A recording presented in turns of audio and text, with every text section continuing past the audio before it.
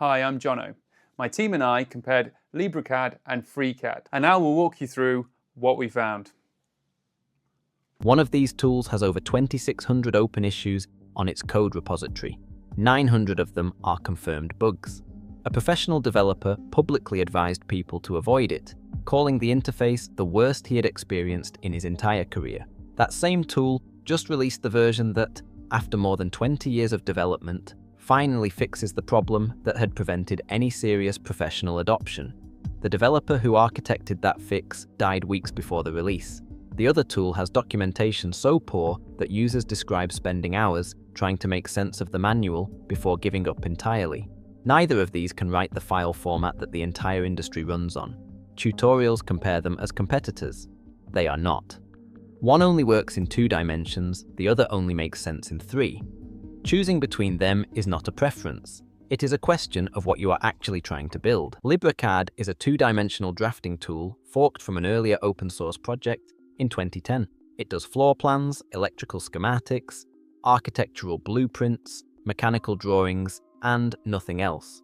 There is no 3-dimensional capability. There never will be. That is by design. The application is lightweight. It runs on hardware that would struggle with anything else in this comparison. Startup is fast.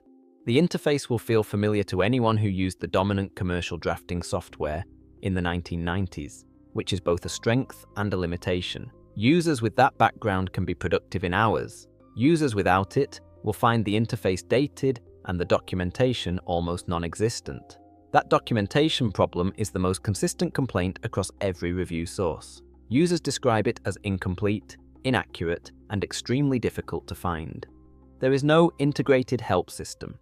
The manual has been described as effectively useless for learning the software. Community support exists, but the development pace is slow and the contributor base is small. The file format limitation affects both tools in this comparison equally. The industry standard drawing format cannot be written by either of them due to a licensing conflict between the libraries involved. LibreCAD can read those files with limited and sometimes unreliable results, but it can only write to the Exchange format.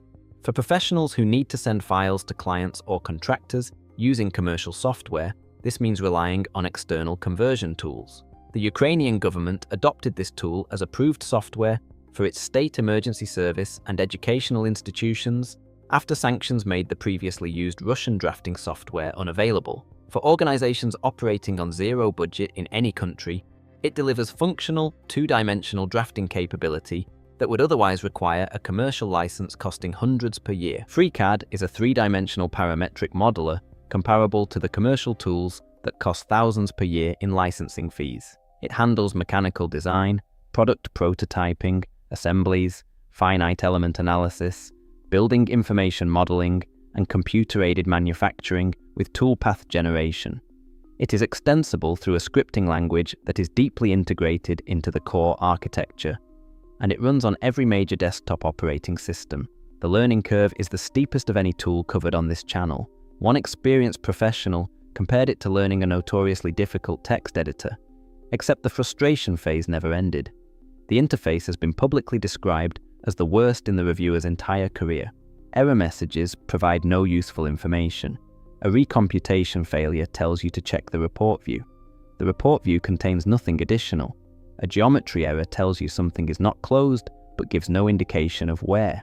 For more than 20 years, the single largest barrier to professional adoption was a problem with how the software tracked the identity of geometric features. Editing an early step in a model could cause every subsequent step to reference the wrong surface. Holes moved to incorrect faces, geometry collapsed, models built over hours of work became unusable after a single modification. This was called the Topological Naming Problem, and it was the reason no serious professional workflow could rely on the software. In November 2024, version 1.0 shipped with a fix developed over years by an independent contributor whose solution was eventually integrated into the main project. That contributor, one of the primary architects of the fix, died weeks before the release. The version is dedicated to him. The fix brings the stability of geometric references close to what commercial software provides. It is not perfect. Edge cases remain, but the barrier that kept professionals away for 2 decades has been substantially removed. If you need a floor plan, a wiring schematic, or a mechanical drawing that exists entirely on a flat page, the two-dimensional tool opens faster, runs on weaker hardware, and gets you to a finished drawing with significantly less friction. It does one thing: it does it adequately for zero cost. If you need to design a physical object that exists in 3 dimensions, print it, machine it, simulate forces acting on it, or assemble it with other parts, the 3-dimensional tool is the only free option that covers the full workflow from sketch to manufactured output. Version 1.0 added a built-in assembly system that replaced years of incompatible community add-ons, a unified building information modeling environment, and a machining simulator. On extensibility, only one of these tools supports scripting. The 3-dimensional option has a programming language embedded throughout its architecture. You can automate repetitive tasks, batch process files, build custom tools, and run the entire application without a graphical interface. The 2-dimensional tool has no scripting capability in its current stable release. On stability, neither is bulletproof. The 2-dimensional tool crashes on larger industry standard format files. The 3-dimensional tool has over 900 confirmed bugs in its issue tracker, and users report models occasionally disappearing entirely after incorrect operations. Both tools share the same critical file format limitation. The dominant commercial drawing format cannot be written by either due to a licensing incompatibility between the format library and the licenses both projects use. Both can read the format with varying reliability. Neither can write it. For professionals exchanging files with commercial software users, this remains an unsolved problem in the open source drafting space. These are not alternatives to each other. They solve different problems in different dimensions. Many users run both side by side, and that is the correct approach if your work crosses the boundary between flat drawings and physical objects. If everything you produce is 2-dimensional and your budget is 0, the drafting tool does the job. Accept the dated interface, accept the poor documentation, accept that you cannot write the industry standard file format natively. What you get in return is a functional tool that runs on minimal hardware and produces technical drawings without paying for a commercial license. If you need 3-dimensional modeling, version 1.0 of the parametric tool is the first release worth recommending to anyone doing real work. The fix for the geometric identity problem removes the single largest reason professionals dismissed it for 2 decades. The built-in assembly system removes the need for incompatible community add-ons. The learning curve is still brutal. The interface is still frustrating. Error messages still tell you nothing useful.